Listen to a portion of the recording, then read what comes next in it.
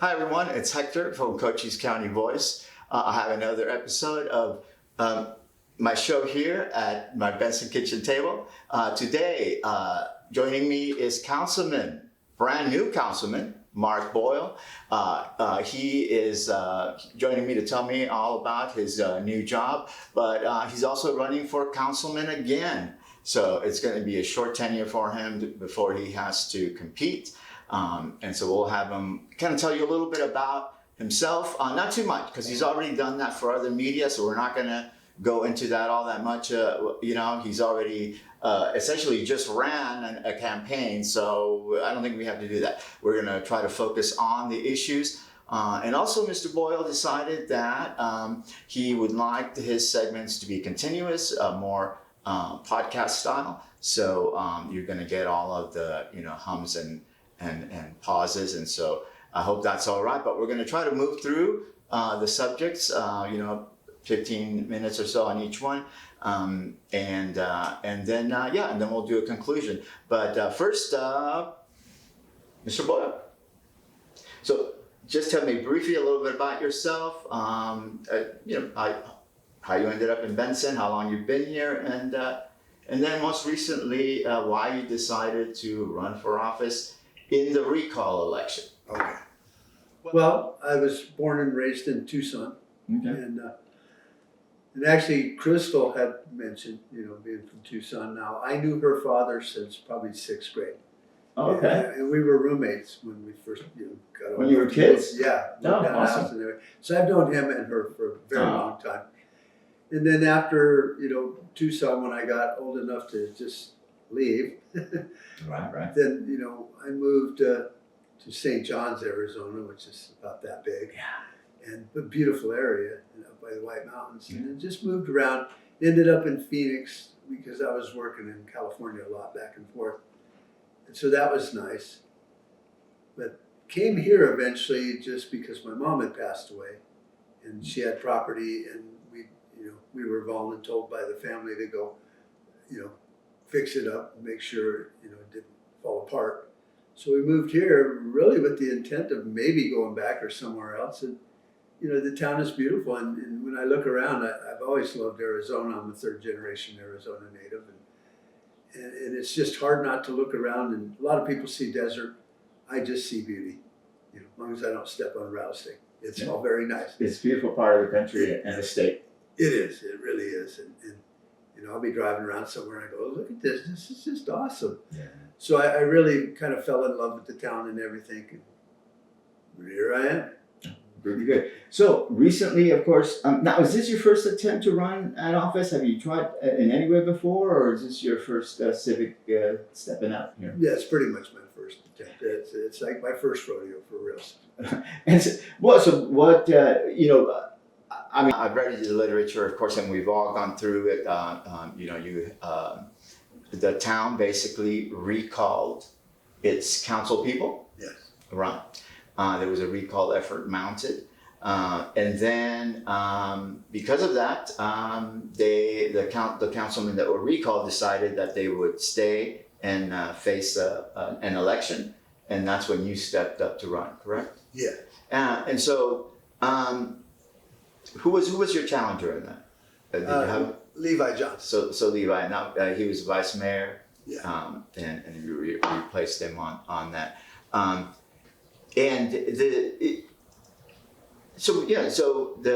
guess the catalyst for that, and the reason for it was it aluminum dynamics? Was it coming out of that? So what made you decide that you were going to be the one to replace these outgoing? Well, I guess the aluminum dynamics was kind of the trigger for the recall and everything. Yeah. And when I looked into it, it was more the science of it and the aluminum dust, which is scary and dangerous. But it was mainly because I felt that the existing city council had information and they withheld it. And to me, that's kind of like a lie by omission. Mm. And, and even talking with my brother, Pat Boyle, when he was on the council, I go, there was no red flag on the field about this, something was like, hey, this is. Yeah. And so I just felt that it was all kind of, I'm not going to say it payoffs or any of that, but it just didn't seem right to me, because if you know something that's going to affect the community, you have a duty to tell them. Right. And I guess ADI is like, well, don't tell them just yet. Wait until we're open, basically. And it's like, and they were dumb enough to go, okay. Yeah. And that bothered me a lot, because, it's information-based decision, and we were just completely cut out of the loop, is how I felt. Yeah, well, I have to agree that I thought that one of the things that was unusual about this circumstance was the scale of this thing. Yeah. You know what I mean? And if anything else set up an alert, it would have been the size of it. That's enough to just I'm not saying special handling. I'm not saying that as a council member you step in front of a tractor or whatever, to stop it. Right. Nobody's asking for that, right? But I thought that just because of the scale, somebody should have said, boy, guys, this is really big. We should make a bigger effort to let folks, this is coming, whether they like it or not. I think that the resistance to us would have been the same, and even the process of trying to make people aware of what's happening, like what you did, of course, making people more aware of the pollutants, that were going to be emitted, which there were. Yeah. And so there was just, it was such a big thing, and I think that was not enough of a response, and that alone, I think, was not a good look for them. I know that accusations are always being thrown around. I don't that I know of, no money, it was exchanged or anything like that. But it's not, in places like this, sometimes it's not what it's about. It's about influence, and it's about other business opportunities that come about with knowing the right people, or with making decisions on behalf of the right people. Right. So you get influence, and that's, I think, a payoff for some. But I'm not saying that happened. So. Well, how I looked at it was, and I'd even spoken to a few of the councilmen, and I said, this is not a Pizza Hut. This is a really, like you said, a very large project that consumed a lot of land, and it was very high. And to sit there and go, well, that's nothing, don't look over there. It's like, how could I avoid not looking over there? It's 100 and some foot tall, smokestacks and stuff. So that was probably my biggest trigger. It's like, don't treat us like children and say it's going to scare us and we're not going to be able to sleep at night. Let's be open and discuss. Right. Because even the folks that were saying, well, it's within the zoning for the area, except for the modifications there for the stacks or whatever. If it's within the zoning, and again, obviously, yes, it is within the zoning, but again, the size of it just. Earlier discussion, but that's already happened. That's water under the bridge, right? And so what it resulted was the recall. People became very agitated, and of course the blame is on the whole body, on the whole council, because I think there were some council members that had emerged as a little more responsive than others when it came to kind of at least listening. You know what I mean? But at that point, it was after the fact. Then by then everybody knew, and the project was well underway. Yeah, and then and I think it was a lot of the they call it divisiveness, but there was a lot of pushback from people that actually live here and are actually who you represent. Yeah. And so when they said, well, what about this? What about that? All of a sudden it became defensive. And then they call us to the opposition. It's like, well, I guess technically, we're opposing this bad idea. Yeah. But it became kind of ugly. And I've told a lot of people, I go, well, it is politics. This is something that concerns people. And if you have to kind of say it a little more blunt to get it through their head, it's not bad. Having debates is how the country was founded. Yeah. So it's just part of the process. And they were like, oh, you're hurting people's feelings. Like, yeah, well, that will hurt my feelings and my health and the schools and everything else. So, and then the numbers were just skewed and weird and stuff. And then they're buying into it. And when you question them, they're like, well, you're wrong. It's like, well, show me. Yeah, it became very tense. And I think after a while, it was very difficult to get, fairly clear information about what was happening with those guys. And but all the right things happened. As far as the opposite, the opposing, opposing the idea, and eventually, the residents or the concerned residents kind of won that. Yeah, they did. It was a victory. It was. And, Yeah. People will say, "Well, it was so and so or this and that." It's like, well, it was a movement. Yeah. And actually, we achieved it, and hopefully, there's a good to that. Yeah. And so, and fair criticism too is that this happened during an election year. Okay. And you are actually going right through the very, results of that, right? Which is you have a very foreshortened amount of time to be in there and do that job. Because you were chosen for a certain, or not chosen, but your support came from a certain momentum that you got from the recall election. So do you transfer that? Is that, because it seems to me like people are still upset at the council. I think it'll transfer only because we had a lot of meetings and talked to people just during petition signing and all that, and they might not still be as mad now because, like you said, it's water under the bridge. But I think they liked what the three of us said. Yeah. And it needs to be this way, and going forward it will be that way. Unfortunately, Levi it turned out, so he's now, gone, and I have to run again. Yeah. Which is fine. I got some practice the first Yeah, time. no. And I think that's that's a benefit for you. I think your voters are motivated and still engaged with you. And people still they still talk to me and stuff on groups and social media, and they're like, "You're still going to do this?" It's like, yeah, that was ADI was a problem.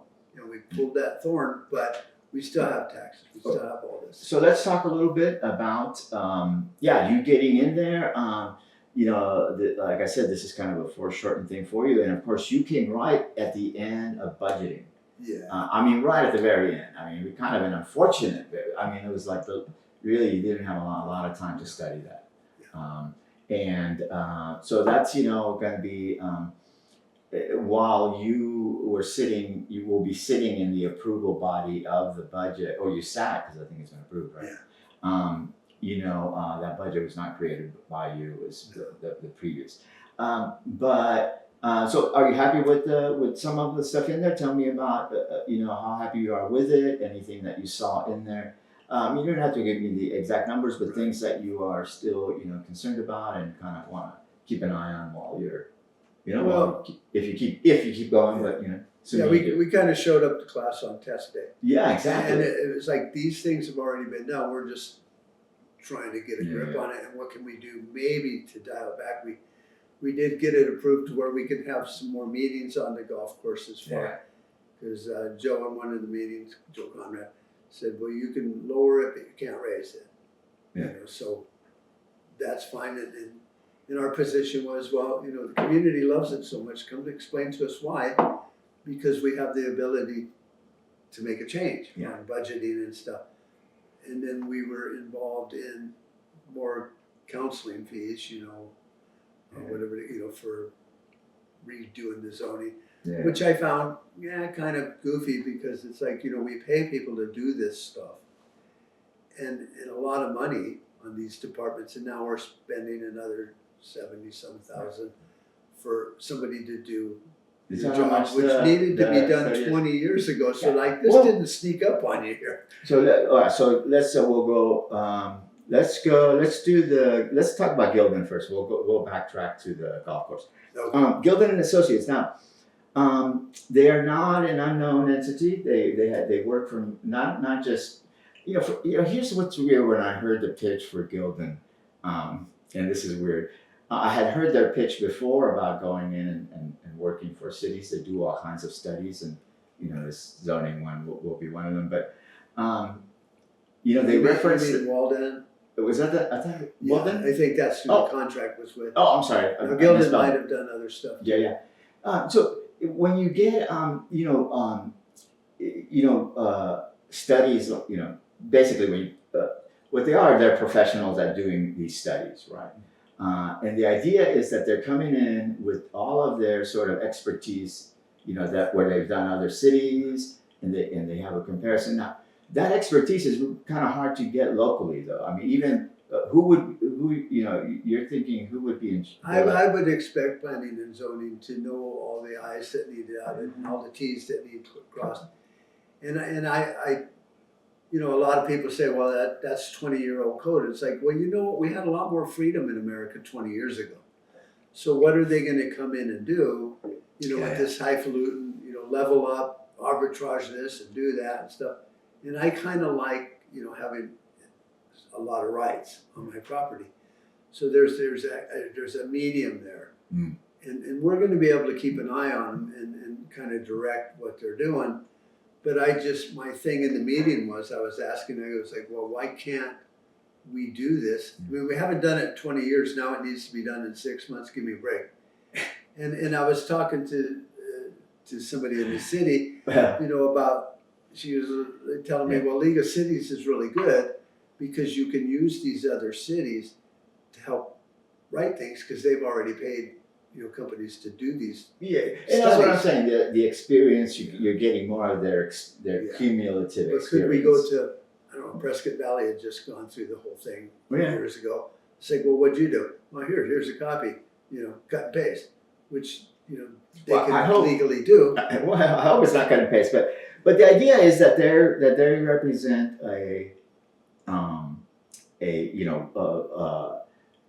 again, they have that expertise that the city doesn't. So in order to bring it in house, though, there's going to have to be training because I just don't think that our P&Z is knowledgeable enough to make those knowledgeable enough, and that they're really not like full-time jobs. You know what I mean? And so they would be bringing a staff to work on your project where. If you bring it into the city, you would have to consume all of that stuff.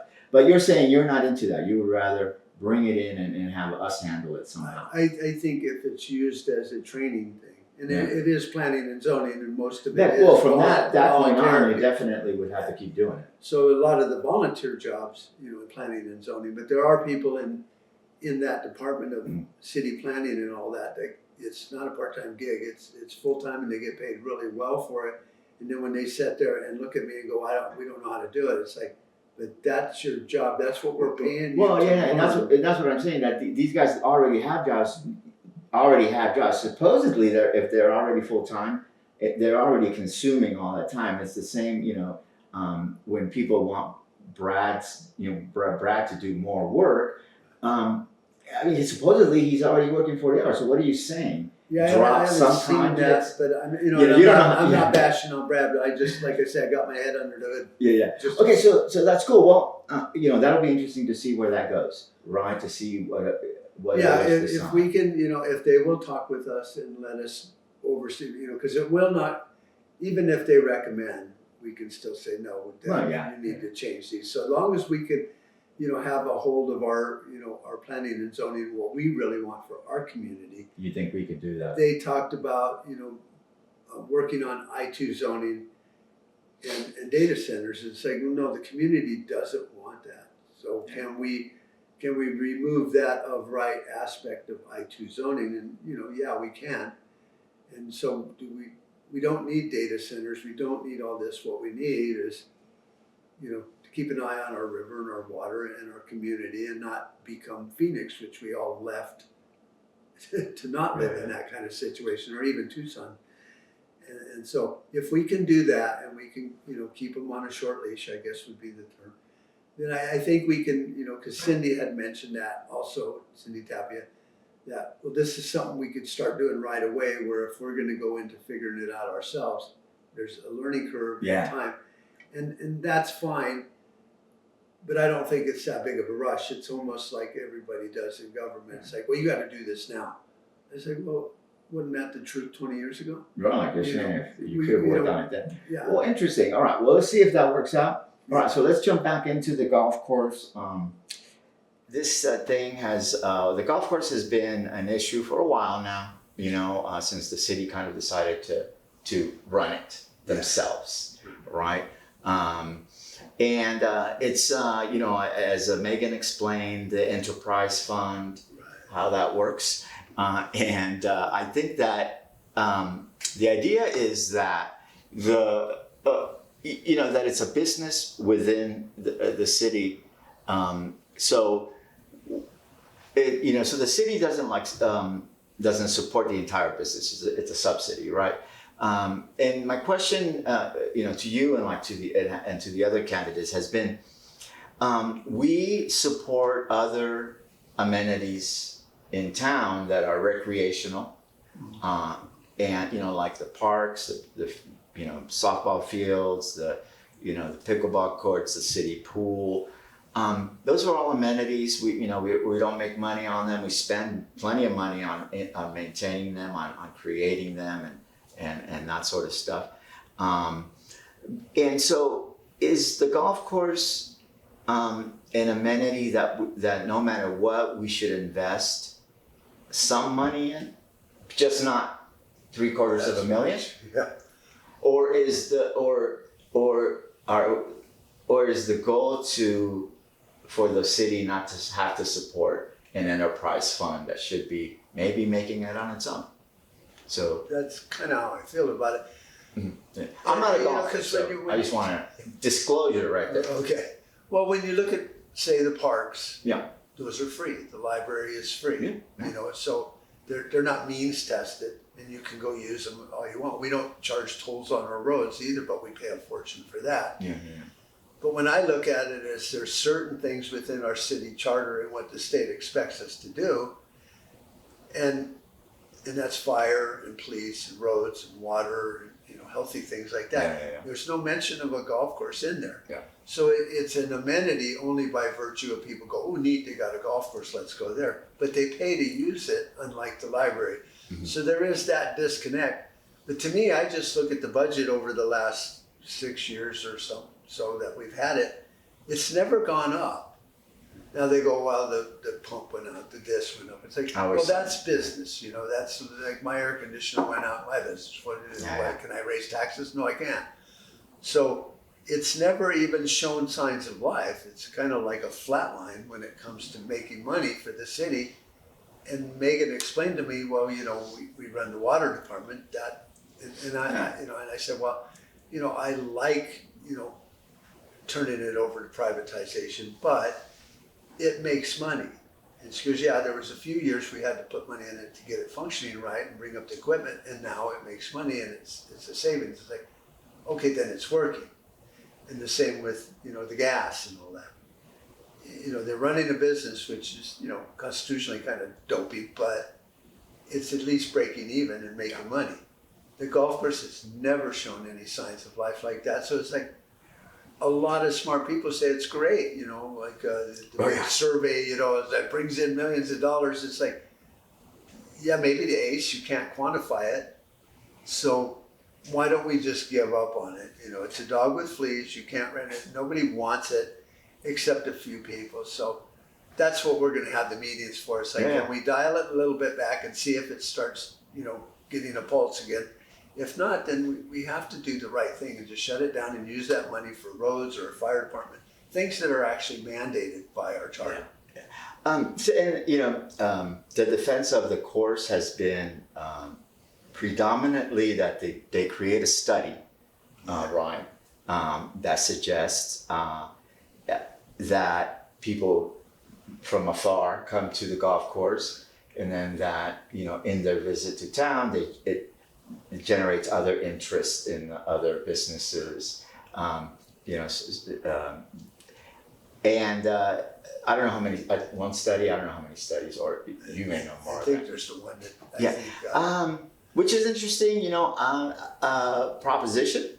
Now, according to that study, the return from the golf course is in the millions, right? And so my question is it worth for the city to give the golf course, say, $250,000 as an investment? Because eventually the city's going to get $3.5 million, But when you really read the study, it's pretty flawed. like most studies and well- stuff like that. And why don't they spend the money to do a study so we can start charging impact fees again? You know, if you're going to spend your money. But I've looked through it and I've talked to people who look through it, and you That's know, not enough for you. Even when I went to the RV places, which is their big thing with this study, it's like these people come here, winter visitors, and they play golf. Well, I've asked the managers of the main RV parks, they go, well, do you guys have a golf league or do they play golf? And she goes, well, we tried that one year and we couldn't even get 3 people to sign up. They bird watch, they go to Tombstone, they tourist around, they don't play golf. And that was the same for Cochise Terrace, I guess what it's now. And so it's just like, okay, it's built on invisible math, and if it's working, then awesome, but still, we're not seeing it. You know, because our tax revenue should go up with that 3 million being spent at Ace and restaurants, and yet our taxes are still coming up short, it seems like, and they want to increase all the time. It's like, well, I thought this was this end-all, save-all. Well, and with the golf course, it's very interesting too, because there's a formula there. And it's been presented by Troon, I think. And the formula is like, so they basically know how many golfers or customers it would take to break even, right? So they know that number. So let's say if, let's say only 100 people a week are showing up, they have a number that they know would be, and it's ideal, but that would make them that would be the crossover number, right? And so, we've never heard why it is that if golf is that popular, that number, that threshold is, we never reach it. We never, year after year, we never attract more golfers. And I get the other things. There's a lot of suggestions, and here's another thing about suggestions too, which irks me. But we're talking here. Yeah. But check this out. Personally, I don't want the council members to sit around and try to figure out trivial gimmicks to get this thing going. Right. Like, I don't want you guys to invent taco nights at the golf course just because that'll bring. We have a freaking management company, right? I want them to come to the table with ideas to make that thing better. Yeah. And if those ideas don't come to fruition, then you're out. I mean, isn't that the way it should work? How do you, Sorry, Troon. No, you're fired. No. But look, it's years now. It is years of this same thing. And like Derek, I think in the one meeting had asked, Troon, it's like, well, these numbers are green in golf cart, and cart rentals and stuff. So what are they? And they're like, well, this number is actually from this, and it starts getting fuzzy again, because you can do that with math pretty easy. And so I agree with you. If it takes 1,000 people a month playing golf, where are they? Yeah. And if they were, we wouldn't be funding it. It would be funding itself. Yeah, and so those are the things I would be more interested in than the internal workings of how Troon's. I'd be like, hey, look, last month you had 500, members, and why isn't it 600 this month, or why isn't it 700 at the end of the year? Doing to advertise to bring in people and stuff to where give me anything. We that don't play golf are funding this thing. It's and that's another thing, right? That we don't play golf, so maybe we don't see how fabulous the country club is, but I did when I was a kid. But so maybe we don't understand, right? Because to golfers, they love the game and they think everybody loves it and should love it. And so to them, it does provide this great, again, it's an amenity for them, when your company's hiring somebody to come to work at your town, you say, oh, we have great amenities here. We have a public pool and parks, and we have a golf course.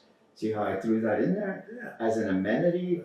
We have caverns, and we have all. So there's no doubt that it can function as that. But right now, it's just a sore spot because it's costing money that people don't see the benefit of it, right? You know what I'm saying? Well, when I look at an amenity, we have probably a few more softball fields than we need per capita and all that, but it's still, people use them constantly. Have you been out You there? know, there's pickleball. We built that. That's an amenity. We're not charging to go play a round of pickleball. And so I think it's acceptable to think of the golf course as an amenity, but the question is, it's a very expensive one for what we get back or what we can actually, you know, It should be a good to the community, like you said, like softball, pickleball, splash pad, all that. The community uses it. We don't need anyone coming from Tucson to use it just to justify having it. But because those numbers aren't big enough. Definitely requires. Let's be real. The numbers aren't big enough. They're not coming from Tucson to play on our course. No, they're not. They're they got not. like 3 or 4 really nice courses right there in Tucson. You don't even have to spend the gas. And there's a ton of really good restaurants in Tucson. We got caught off. Excellent. See, good. So It's that's our first 20 minutes. Is that it gets hot or? No, it's just a memory max. Okay. Yeah, memory or the camera itself actually will we'll only record. Didn't get our last rant about amenities. As- Well, you got this one too. And you got that. Yeah, we can go over to that one. Oh my gosh, you liked it, huh? I see. Yeah. Too funny, man.